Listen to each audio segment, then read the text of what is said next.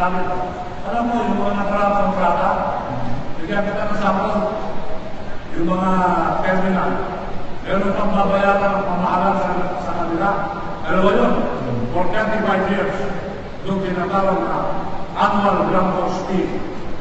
Nung nakita ko yun, ay sabi ko, nandas na yun dyan, hindi ko ulong na. Maski ano kaya nga, hindi ko ulong. Yung isa, babayaran ng 240 million per year for the next 35 years. Yung isa, babayaran ng 130 million, thereabouts. Don't hold me to the absolute number for the next 35 years. Ano? Kayo lang binibigyan ng prangkisa kung magbabayan, manigas na dyan, ayaw ko. So, yan ang muna. Mga nakarapon ng ako yan, pumayag naman na hindi na sila manigyan. We said siya ba doon lang sa dalawang kontrata na yun, close to 11 to 12 billion in terms of cash out. So, yun isa pa ho. Yun tinatawag, ito ho, kasama ko dito, si Secretary